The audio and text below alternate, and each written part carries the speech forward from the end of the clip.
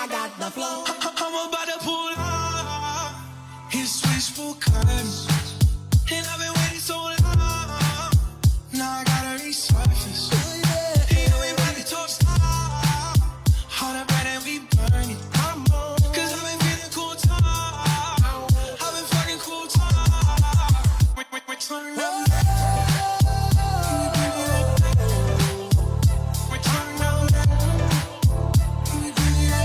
All right, so we want to welcome in our very first interview guest by the name of Steve Foley. He is a member of the Denver Broncos from 1976 through 86, member of the famous Orange Crush defense, the all-time leader in interceptions of 44, a two-time Super Bowl participant, All-Pro in 1978, and newly elected to the Denver Broncos Ring of Fame.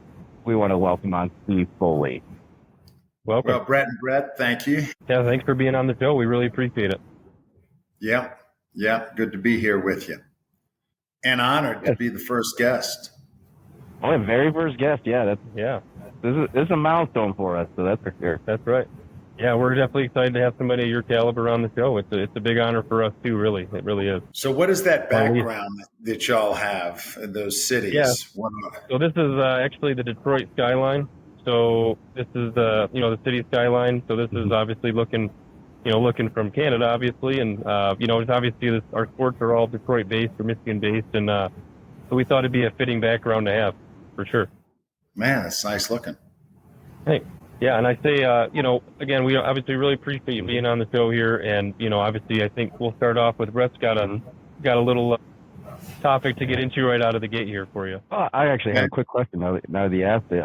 So in your pro career, how often did you come up to Detroit to play the Lions? I think we played one time in a Thanksgiving Day game. Oh, yeah. Thanksgiving Day? That's a big game. Cool. Yeah. Over at the Silverdome, the old Silverdome? Yep.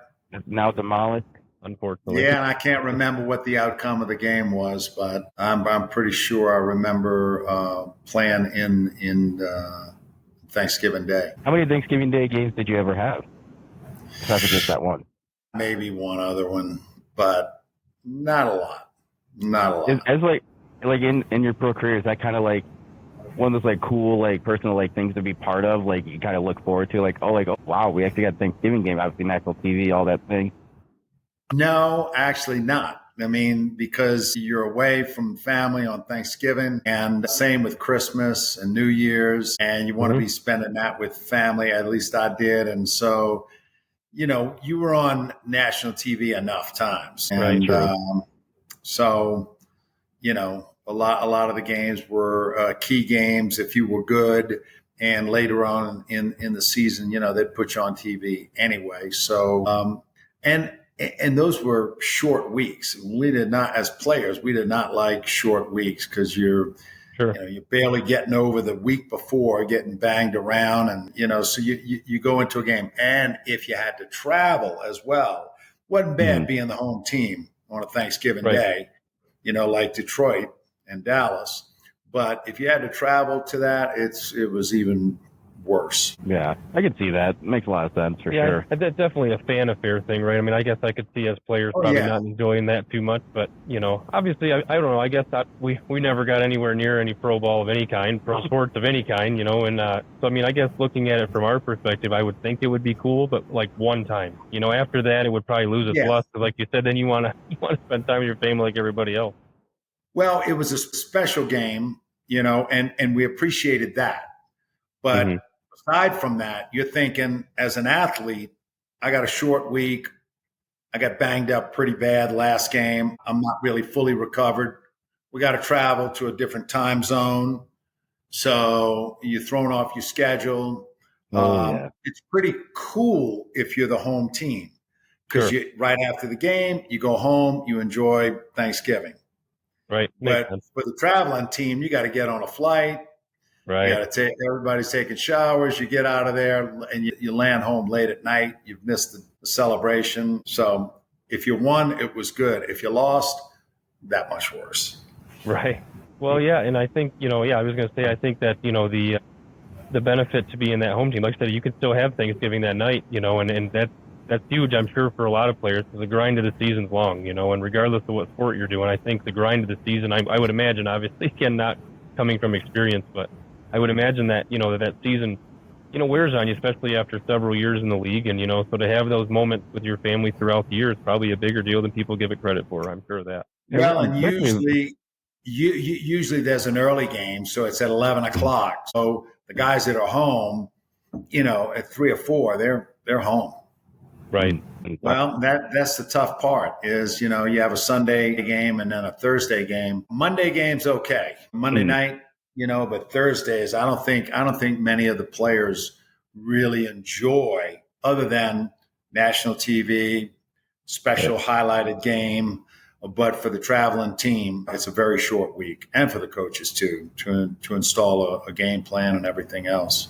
I would say you could probably think like with the practice leading up to the Sunday game, they're probably preparing for both, because obviously they have that short window right after the Sunday game for it to be ready for the Thursday. So I would say probably do both the week prior. And typically what we would do is we would come in on Monday, warm up, get the blood flowing, do a little light weightlifting, a little light jogging. If you're injured, just getting some treatment. And then Tuesday, you got a day off for a Sunday game. Mm-hmm. But that goes out the window. On a Thursday game, you are there. Next day, right. You're getting ready to practice. And right. And there's no off day. So, it's pretty That was brutal. going to be my next question, was actually what is generally the off day after a Sunday game?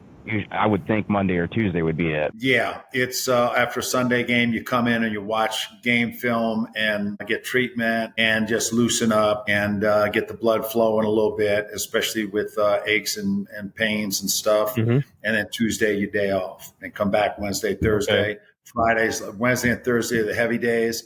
Fridays, light practice. Saturdays, walkthrough, and then very easy. Yeah, and on those days off, on your Tuesdays off, is it? I'm sure within some degree they give you some room, but like, what are some of your, do they give you restrictions like, hey, you got to stay within this close to stay? Do they give you anything like that, or they kind of let you do what you want to do within reason? Yeah, they let you do whatever you want within reason. I used to go hunting. Mm-hmm. I'd take a day off and go bird hunting. Or something with good friends, just get away. And I had a golden retriever. I'd take it hunting with me, and pheasant hunting mainly. There you go. And that's what I like to do in the off days. Maybe fish one day, but just get away. Now, if you were injured, you had to go in for treatment. That makes sense. The other team's going to be all about their asset. That's for sure. And back when I first got to Denver, pheasant hunting was a couple miles away on the north end of town. So you could go have treatment and then go out and hunt. It wasn't like a 2-hour drive or anything. It was 20 minutes. Now, obviously, we've talked about your pro career, but I wanted to dial back a little. And, I want to ask, kind of where did everything begin for you? Obviously, typically you would start, I would assume, in some form of youth football, but like, where did the passion come from? How did you get there? And, and obviously it gets tough through them, college years and early pro careers. What kept you going? Well, here's what's interesting, at least to me, is that I hated tackle football as a little leaguer.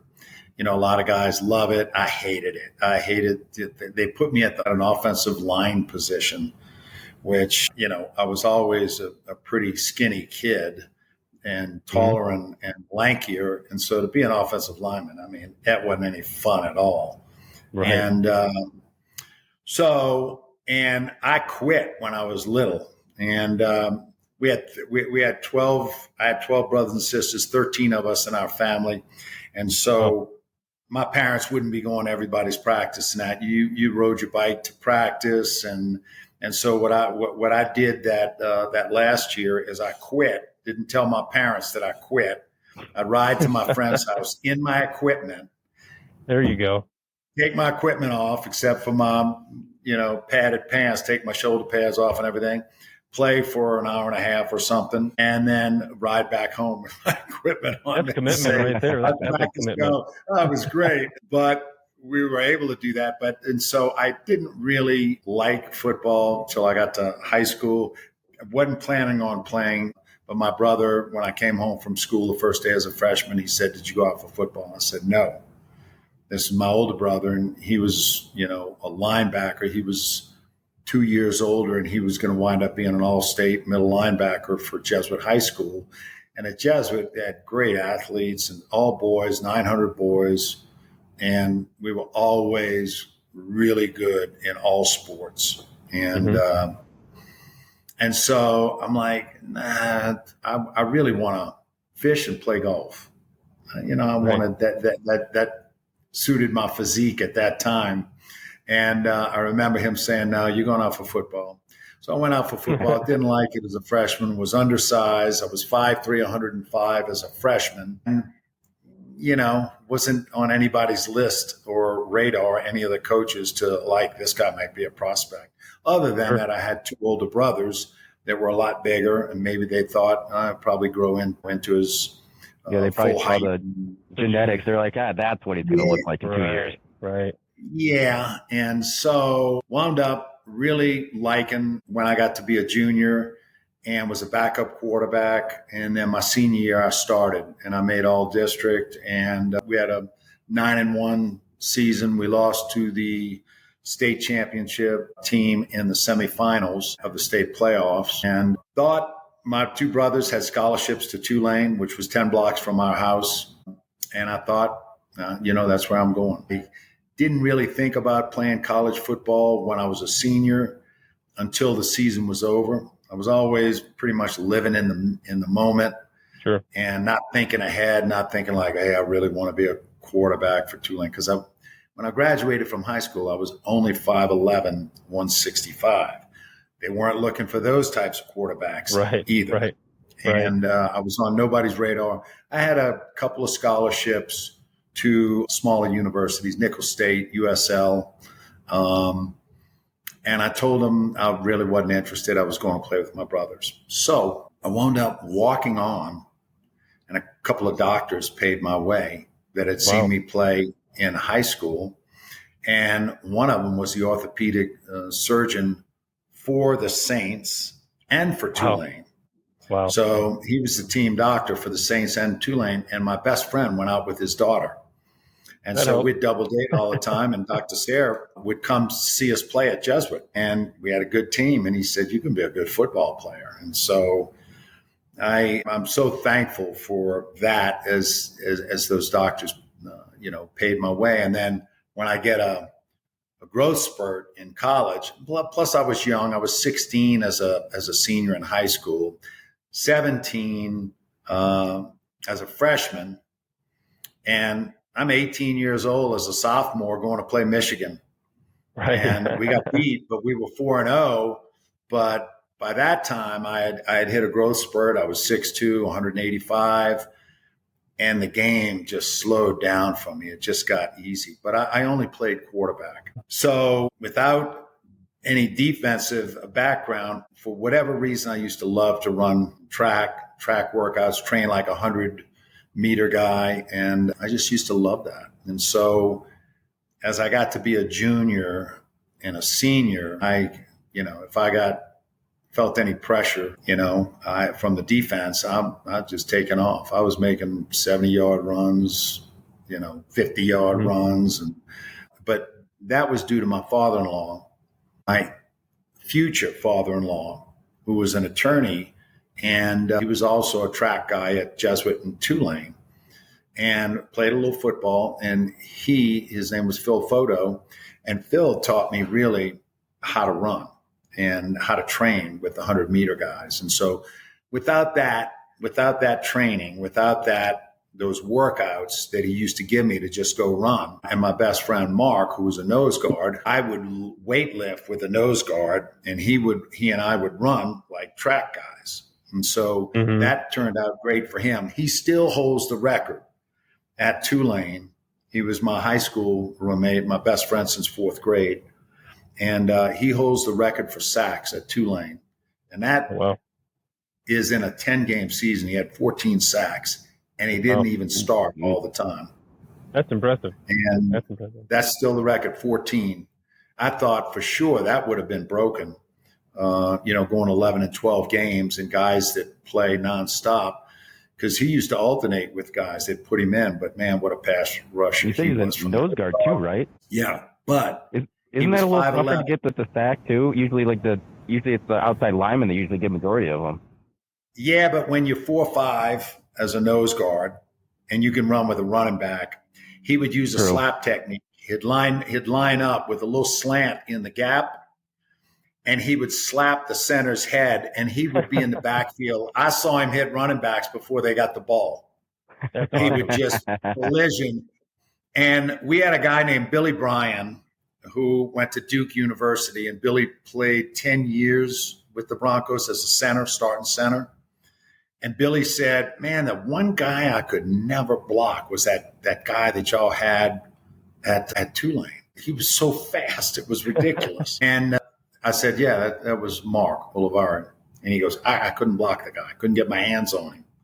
And so that training, that cross training, me lifting weights with a nose guard and him running with me, it paid huge dividends for both of us. And without that training, I don't get to that next level with the Broncos. Well, I think it's pretty awesome. I mean, there's a lot of those kinds of stories out there, but I think it's always awesome to hear them again. When you've got somebody that was taking a chance on you, right? And it can be from anywhere, like you said, doctors, lawyers. It can be other athletes and stuff. It's always awesome to hear that, and that's all it takes, right? And that's why you always hear a lot of coaches will say, you got to be your best 100% of the time because you never know who's watching. You know what I mean? And I'm sure a lot of these guys didn't come right up to you and go, all right, now I want you to go out there and show me everything you've got so I can write it down. You know what I mean? Like that's not how it goes. And so typically, you got to be ready for them all the time. So that's also a testament to yourself too, right? To always be ready. But yeah, it's always nice to catch a break or two as well. So, and it sounds like you did. You caught a couple good ones for sure. Well, I did. And I'll never forget one of my coaches when freshman could not play varsity. Not that I would have played varsity anyway. I was still undersized and underdeveloped and young. But one of my coaches told me, he said, you'll never play for me. And I was like, why? And he said, I've been watching game film. And I was devastated when he said that. And I said, have you watched this film? Have you watched this game? And all I could do was say, well, I had some good games starting as a freshman. And as a freshman, we played Alabama. We played LSU. We played Mississippi State. We played some really good freshman teams. Yep. And I mean, some great schools. Most of them were SEC schools that we played because they were close. Was that the SEC back then still? No, we weren't in the SEC. We were all South Independent. We were in Independent. So we played Georgia Tech. We got to play Michigan. We got to play University of Miami when they had Chuck Foreman and Reuben Carter, who was drafted with me in that draft class. And we played some good football teams. And so, you got a little exposure. But what was interesting is the Broncos came. We had a 9-2 season my junior year. We were in the top 20. And we had beaten LSU for the first time in 25 years. LSU did not score a touchdown on us in 2 years, and they were in the top 10 both years. We play them at the end of the season every year, either at Tulane or LSU Stadium. And we shut them out my junior year. My sophomore year, the game ended on the 1 foot line with the crowd totally silenced. I threw a pass to my fullback from the 6-yard line. Time was running out. You couldn't spike the ball back then, and we had no timeout, so I had to call a play quick, and I just called backs in the flat, everybody else hook. It was split formation 60, we called it. And if the linebackers drop into the deeper to cover the curls, I throw to my backs in the flat, and he was open, but everybody was exhausted because we got the ball back with 58 seconds to go, and we marched down the field, and I was scrambling all over the place, and I dropped back to pass on that one. It was 6 seconds to go. I threw the ball just very lightly because he wasn't looking, and then it hit him right in the hip. He caught it. He turned right at the last second. It dropped right there.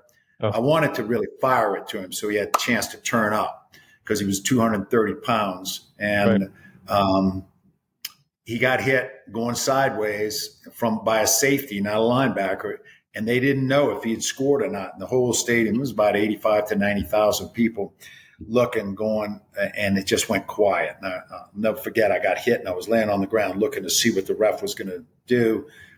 And he gives that sign, no touchdown, game's over. And it ended, and we lost 9-3. They scored 3 field goals. And so from that game, I knew, and we hadn't beaten them in 24 years at that time. Right. And so really, I was waiting for us to have the team because, to win an emotional win, you can gear up for that every now and then. But really, we had the talent to play with them and beat them. And I remember walking in the locker room going, we're going to beat these guys next year. We got the team. We can hold them on defense, and we shut them out. And they had Mike Miley. They had a great team. They were going to the Orange Bowl. I think they were 8-1. We were 8-1. And good game. Beat them 14-0. My senior year, we're 5-0. I broke my ankle. Didn't play the rest of the year. And it was just a spiral fracture, so it wasn't a compound fracture, so it wasn't a bad one. It was just a spiral fracture. And the Broncos their scouts came to the universities to, time you, weigh you, work you out, run you in a 40 maybe, do some things like that. They didn't have the combine back then. They would come to all the universities and try people out. Sometimes it was 2 or 3 universities would show up, and players would run for the scouts. And I remember telling them I wasn't interested in pro football, and so I didn't get weighed, I didn't get measured, I didn't get timed, and I just said. And at that time, I didn't want to play because they seemed lazy to me. They seemed like they didn't have what college football had. And I didn't like that. And that's an opinion I've had forever. Right. College is way more intense. Yeah. I mean, it just is. And so when I looked at the pro game, I'm like, the guys are getting paid and, they're doing it for, it looks like they walk around. They're not. And I didn't know. Just my perception. And so I told him I wasn't interested. And then I was working out with a friend of mine, lifting some weights in his garage, and we were listening to the draft. And I heard what I thought was my name. And he said, yeah, they said you got drafted in the 8th round. Nobody called you or anything back then. It's just like you got drafted. So you had no idea what was coming? No. So, how did they notify you? I know, you didn't get the draft call. How does that typically go? You have to hear it? And then you just figure it out, or what is that? They called me afterwards. Okay. And they called my house. My father answered the phone. And then back then, there's no cell phones. There's no texting. There's no anything. You got a landline with a cord. Yeah. And so you had to call them back. And I remember calling them back, and they said, congratulations. We think they tell you everything you want to hear. Yeah. And, you get every opportunity. But they had drafted a quarterback in the 2nd round, Mike Frankowiak from Central Michigan. Right. And he was big, strong guy, throw the ball like a rocket. And maybe 6'3", 220. And I'm 6'2", 185, 190. But I'm going to run if I get pressure. And I could probably run a 4.5. So I'm gonna take off. I'm not gonna sit there and look when I can move the chains. And it's just the way that I thought. And it was instinctive in me. They didn't want that at that time, and so I didn't sign with them, with the Broncos. I went to a mini camp. And what's funny is I remember going to the mini camp, going, man, these guys are incredible. Right. I might have been good, one of the better players on our college team, but I'm in way over my head. That was my thought. And so I got an offer from the World Football League that gave me a no-cut contract. And I thought, it's a little bit more money and no cut. So if I didn't play quarterback, like Denver wanted to move me and let me try some corner or safety, they really wanted me at safety, but they were going to try me at corner. And I signed with the new league, and that's where I started to play some corner 5 days, less at 5 days. That's a crazy twist of the story. Not what I would have expected at all. Being a quarterback, though, it probably made the transition to corner be pretty easy because you can see the field and you know how plays develop and such. So probably the whole vision is very similar.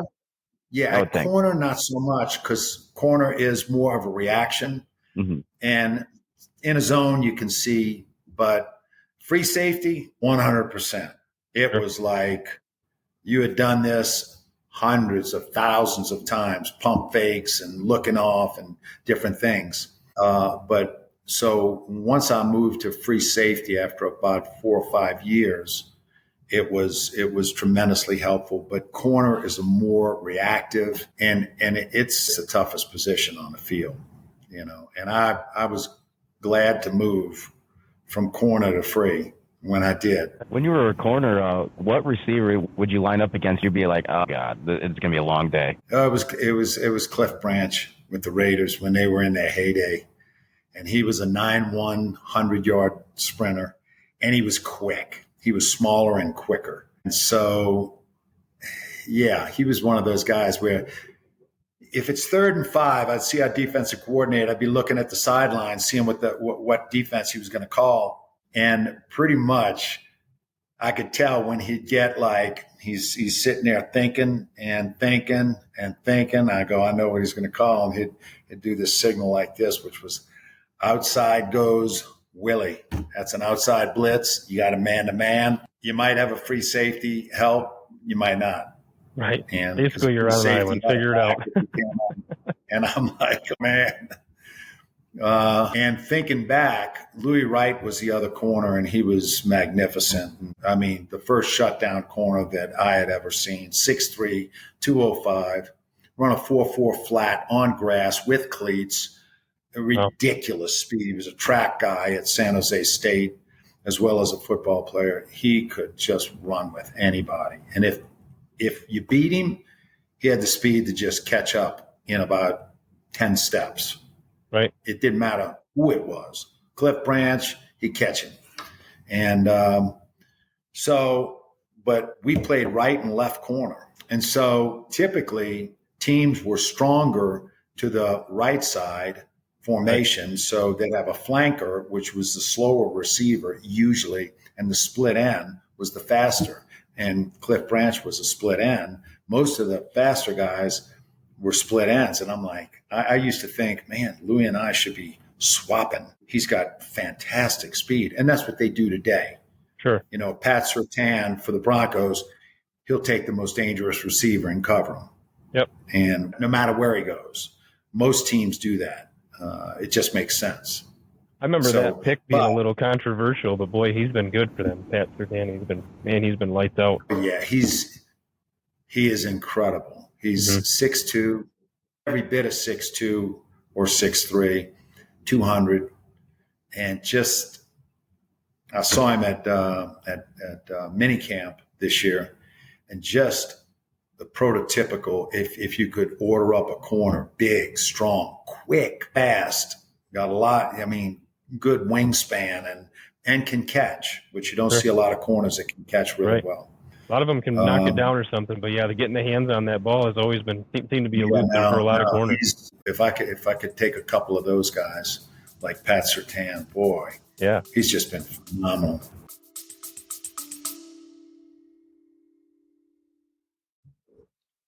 And this episode is going to be brought to you by our wonderful sponsors. First one going to be Marco and Marissa Mercino at M&M4 Properties. Thank you for your support. And we're also going to shout out Crystal Fieldhouse, our home for our beer league Sundays. Check them out for open skate adult leagues, stick and puck, figure skating. You can schedule a birthday party out there. Go see our smiling faces on some banners in both rinks this year.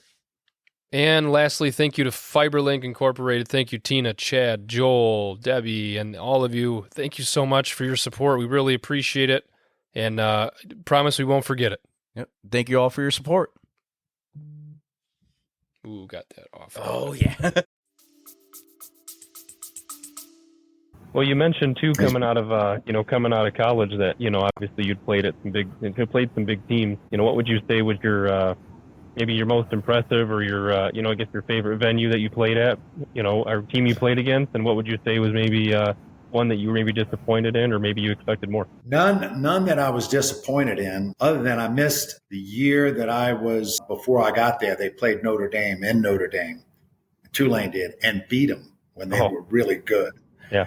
And so either that or they were beating them, and then I think that's it.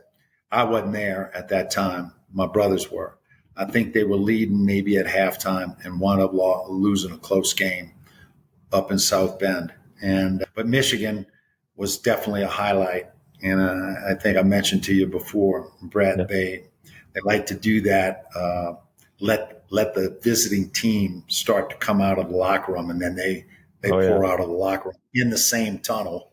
Yeah. Have you seen the recent videos of that? Great. Yeah. Oh, it's very controversial, right? Have you seen recent videos of all that right now? It's very controversial. But I just remember it being, I was like, whoa. And it's like, look how much bigger these guys are than us. They were huge. It was pretty intimidating. That was the Schembechler years, I'm pretty sure. Oh, yeah. That was power football. So yeah, they had the big guys for sure. They definitely had the big guys. They had a guy named Ed Shuttlesworth who was running back. They were like number 3 in the country at that time when we played them, and they beat us like 38-7. Let's say you're a player in that locker room, right? You're getting ready to go on the field at Michigan or Georgia, LSU, right? These are top 5 teams. And obviously you'd mentioned you'd had some good players, or you guys felt like you could beat anybody, but like take us through a quick tidbit, I guess, of like, what's that conversation like from that coach before you guys go take that stage in arguably one of your biggest games of the season?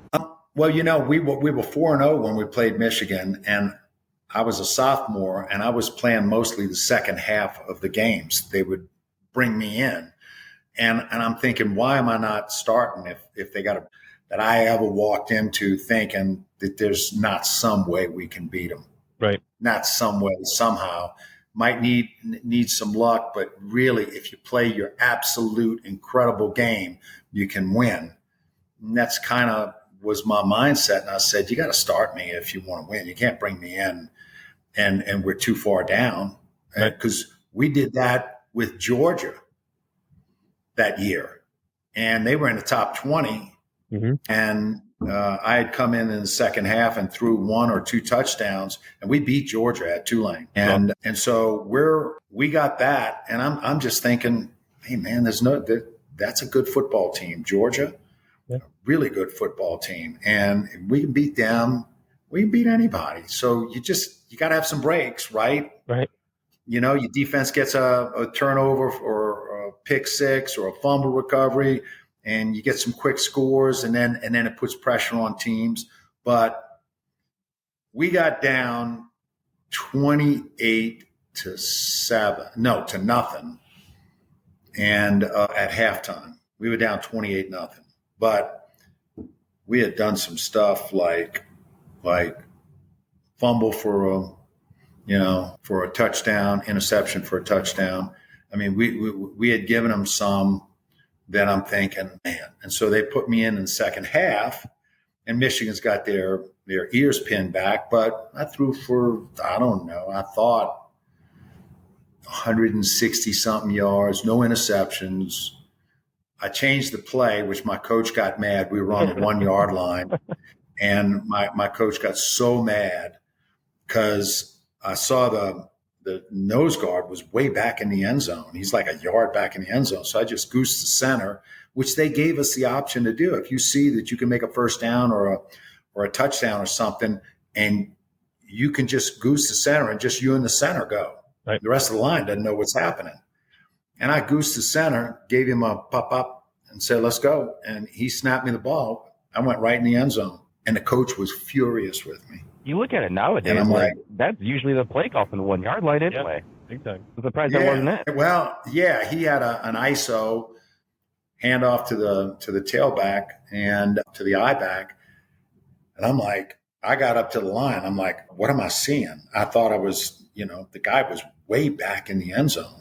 Right. And I'm like, man, I can get there before he will even know what's happening. So we scored. I come off, and man, he's shaking my face mask and don't ever do that again, and blah blah blah. And I just said yes, sir. And I'm thinking, I'm gonna do it again if I see it. Yeah, that's right. Yeah, I don't think all I want to do is score. I want to win.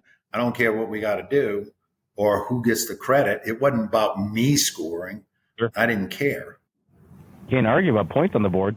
No, you wouldn't think. Yeah, True. and True. I guess so. What? I mean, you've been around the team now, right? So obviously, you've been around them a little bit. Sounds like recently. Where do you see, this year's Denver Broncos? I mean, obviously some movement at quarterback, notably Russell Wilson. They ate a ton of money. We talked about that.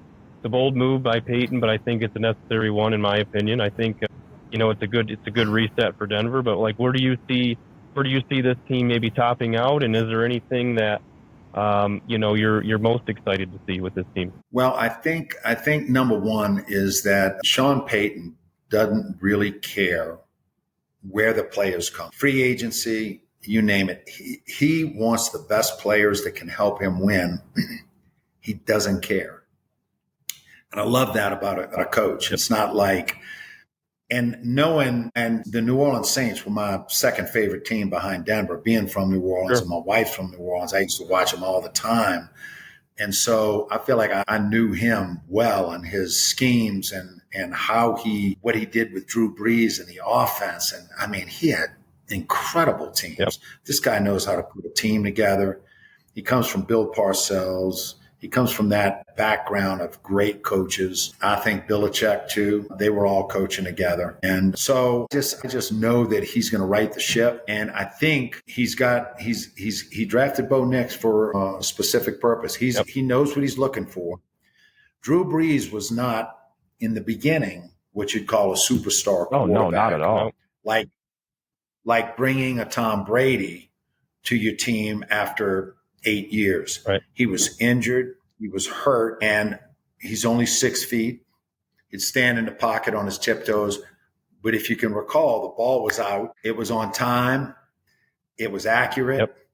And he was a prolific passer in that offense. Well, I think he played well to the scheme that Peyton and them two worked together so masterfully. I mean, you knew, like you could see the harmony on the field, right? I mean, it was just, that's how the system's working. And obviously Drew being a Hall of Famer himself for sure. I mean, that's fantastic. Yeah, I mean, that helps. Don't get me wrong, but I think, I mean, like you said, I mean, Peyton's got quite a bit of football IQ, and I agree with you. I think he'll end up right in the tip with this team as well, but I'm excited. I think they'll do better. I think they'll do better this year than most people think they will. Mm-hmm.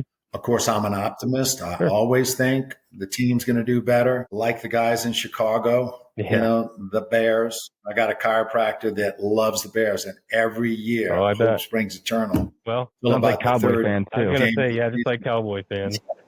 It's our year. And so you guys won 3 preseason games. It's Yay. our year, and then they got to get rid of that bum and this and that. But I think, and you know what's going to be, I'm really anxious to see.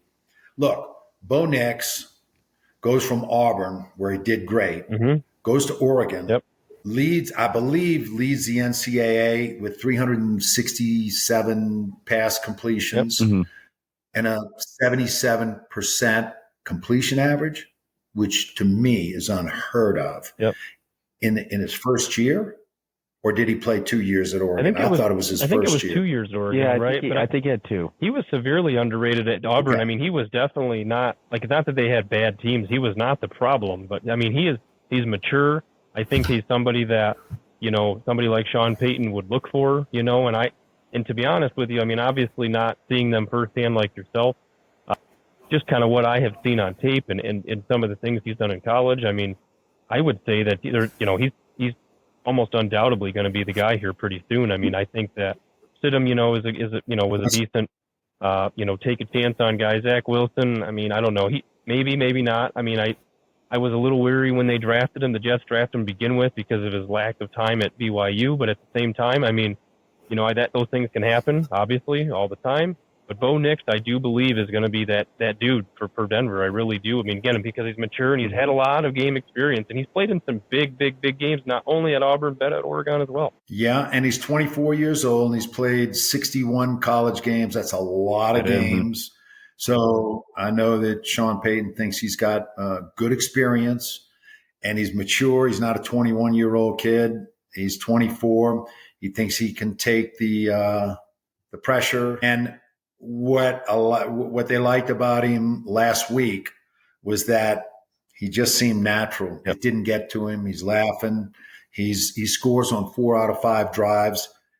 We didn't see that with the Broncos, not in preseason, or regular, not with Russell, or regular. We just couldn't keep the chains moving, and that's what he does. Mm-hmm. He keeps, and that's a coach's dream, is to be able to move down and score while keeping the ball for a long period of time out of the other team's hands.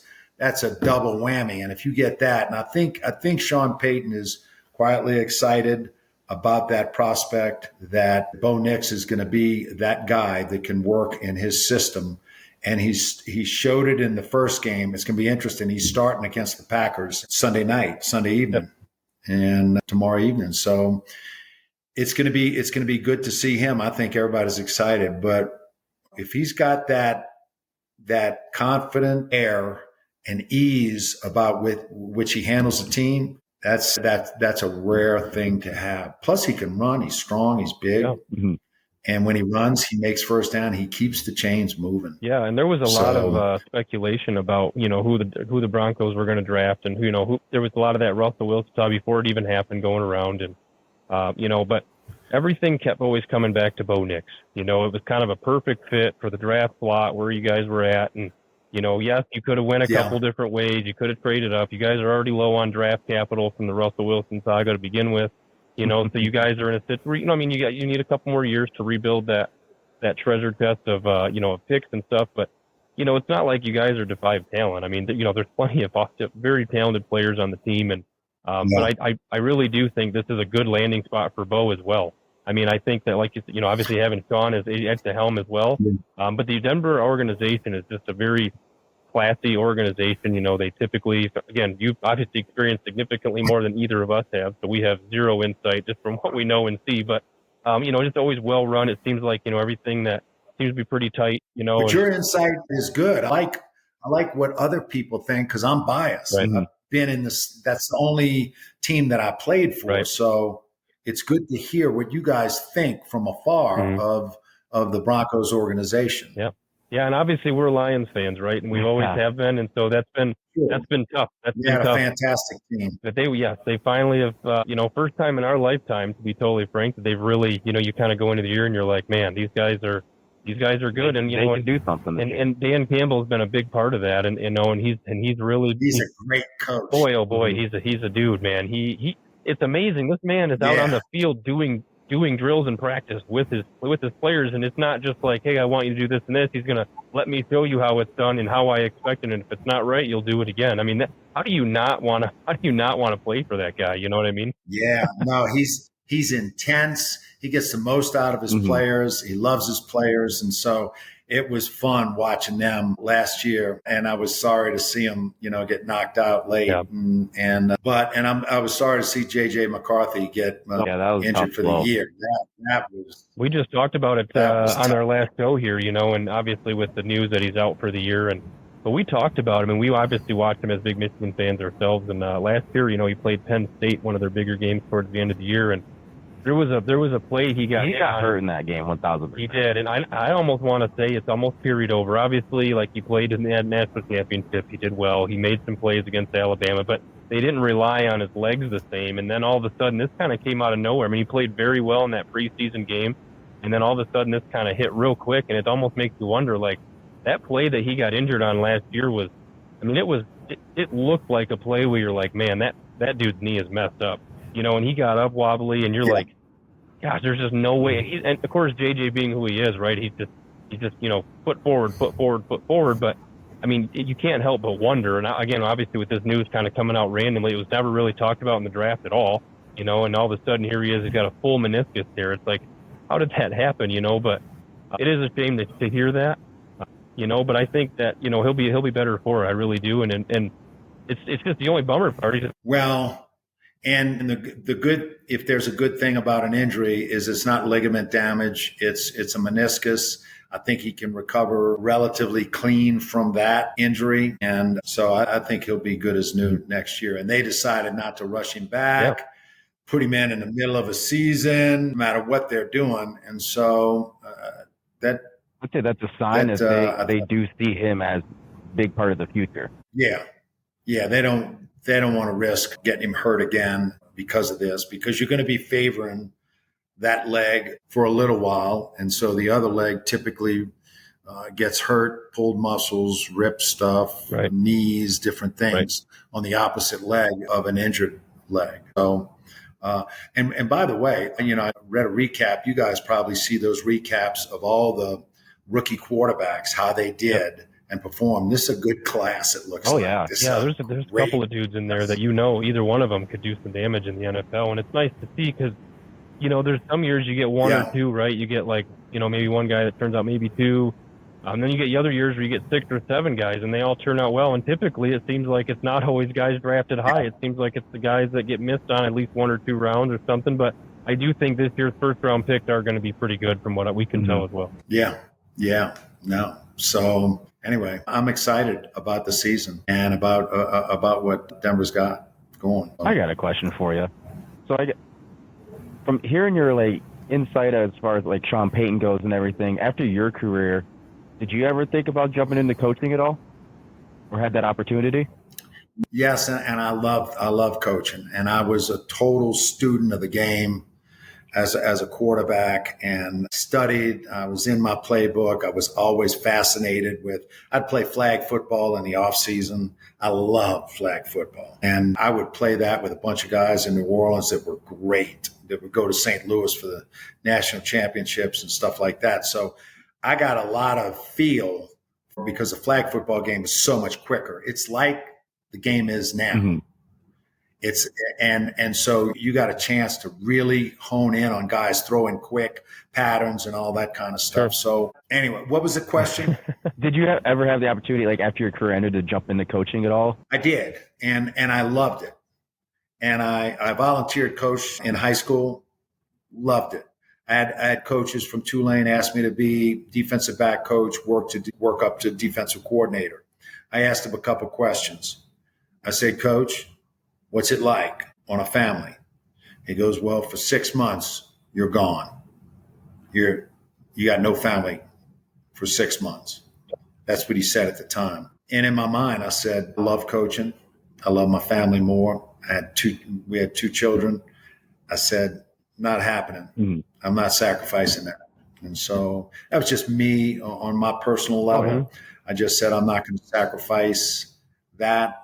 I got a lot of other stuff that I want to do. And I would have loved coaching, but the price to do that was too much for me. Yeah, and I would agree with that. I mean, I coach little youth lacrosse myself. My oldest plays lacrosse, and so I've coached that for a couple of years. But obviously, it's not to that level, and but it takes a lot out of you. And it's still a lot of work. It is a lot of work, and it's crazy how much it takes out of you. And then, you realize really quickly that all of these kids become your kids, man. And it's like you care so much about all of them, right? And then it's like it stems into, all right, well, let me do one thing for this guy and one thing for this guy, and it turns out, I could see where it would eat up most of your time, but Well, and I can say this, it's one of the greatest positions in life mm-hmm. for a kid.